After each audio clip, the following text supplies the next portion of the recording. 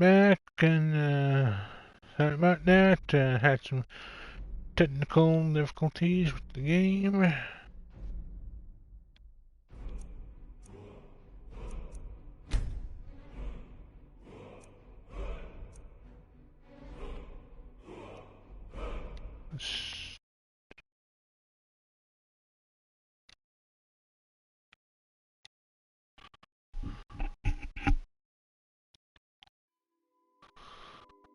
Okay, let's hopefully it loads properly this time.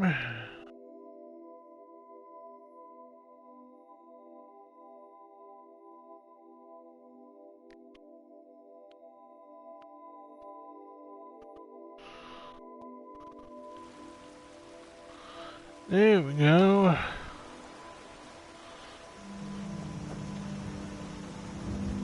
Sorry about that, everyone.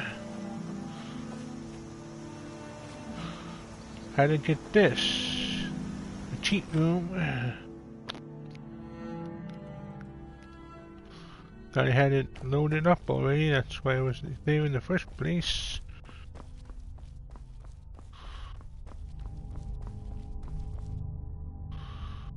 Let's see.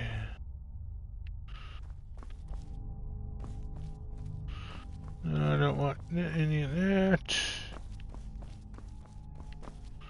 What I want is two things.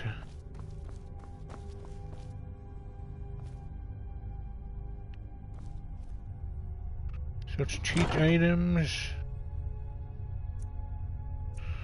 Blacksmith potion.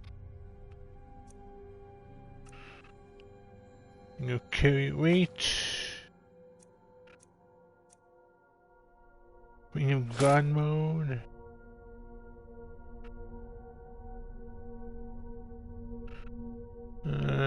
See.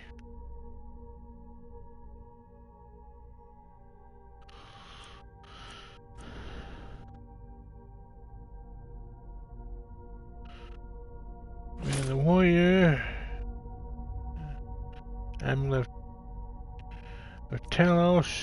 I'm not worried about shout cooldowns.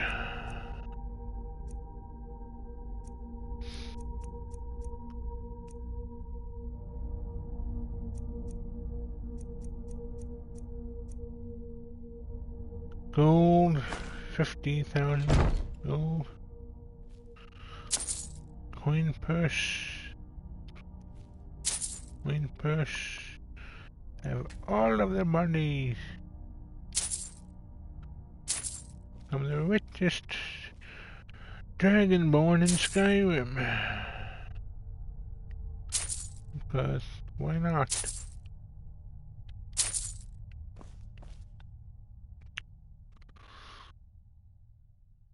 Okay. No, I don't want to wait.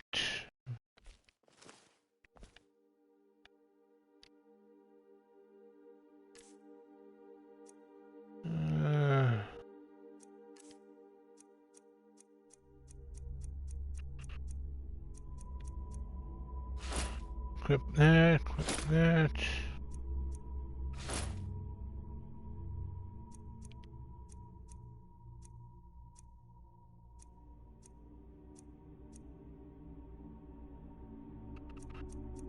Helgen Keep Key.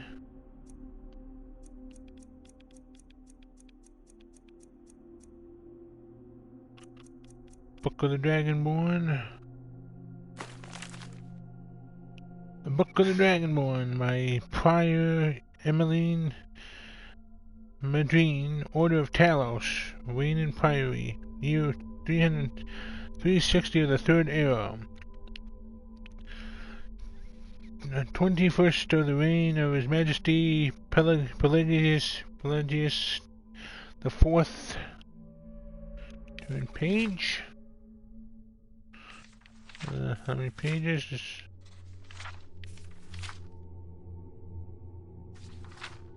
Oh my, so Okay, so... Hey, Minnie! Good to see you, my friend.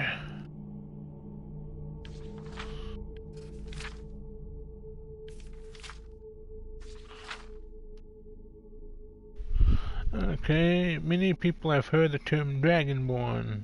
We are, of course, ruled by the Dragonborn emperors, but the true meaning of the term is not commonly understood. For those of us in the Order of Talos, this is a subject near and dear to our hearts, and in this book I will attempt to illuminate the history and significance of those known as Dragonborn. Page, known through the ages. Most scholars agree that the term was first used in connection with the Covenant of Akatosh, when the blessed Saint Alicia was given the Amulet of Rings, or Amulet of Kings, and the dragon fires in the Temple of the One were first lit. Akatosh, looking with pity upon the plight of men, drew precious blood from his own heart and blessed Saint Alicia with this blood of dragons, and made a covenant that so long as Alicia's generations were true to the dragon blood, Akatosh would endeavor to seal tight the gates of oblivion and to deny the armies of Daedra and undead to their enemies.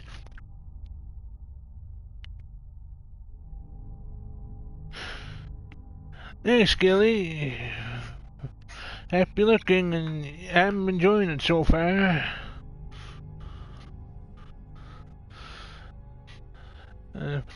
Let's see, where was I? First, shout-outs to Minnie and Gilly.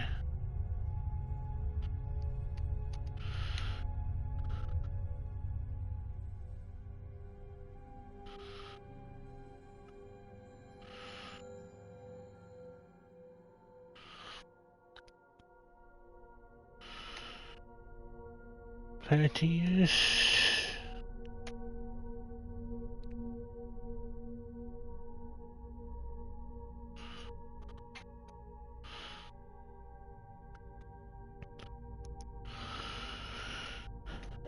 Hey, Greta, good to see you, my friend. I'll give you a shout out real quick.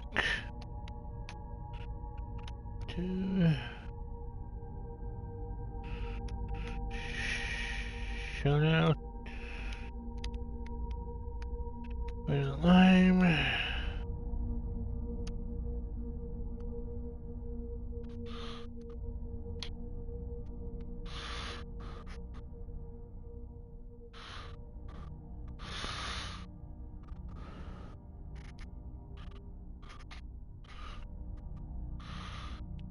Waiting for ads.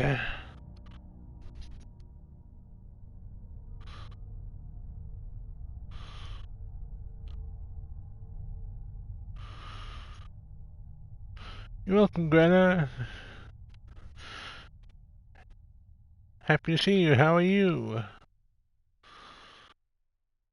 Good, I hope, and had to restart the stream once already because I had to load up a mod in the game.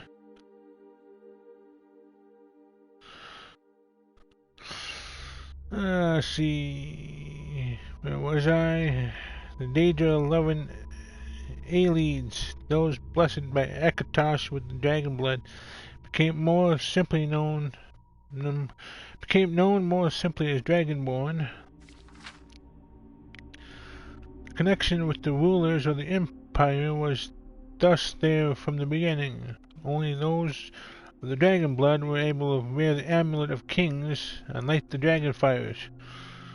Other legitimate rulers of the Empire have been Dragonborn. The emperors and empresses of the first Cyrodiilic Empire founded by Alicia remain Cyrodiil and his heirs, and of course Tiber Septim and his heirs, down to the current emperor, His Majesty Pelagius Septim IV.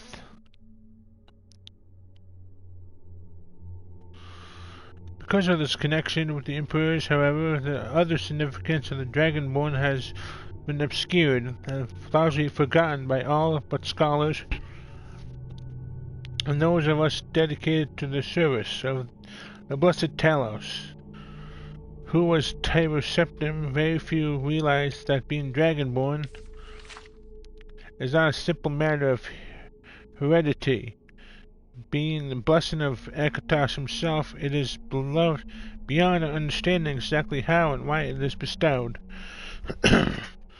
Those who become emperor and light the dragon fires are surely Dragonborn. The proof is in the wearing of the amulet and the lighting of the fires. But were they Dragonborn and thus able to do these things, or was the doing of the sign of the blessing of Akatos descended upon them? All that we can say is that it is both and neither, a divine mystery. The line of the Septim's house have all been Dragonborn, of course, which is one reason the simplistic notion of it being hereditary has become so commonplace. But we know for certain that the early Cyrodiilic rulers were not all related. There was also no evidence that Riemann Cyrodiil was descended from Elysia. Although there are many legends that would make it so, most of them being dating from the time of Riemann and likely attempts to legitimize his rule. We know that the blades, usually thought of as the emperor's bodyguards, originated in Akaviri, crusaders who invaded Tamriel for obscure reasons in the late First Era. They appear to have been searching for a Dragonborn.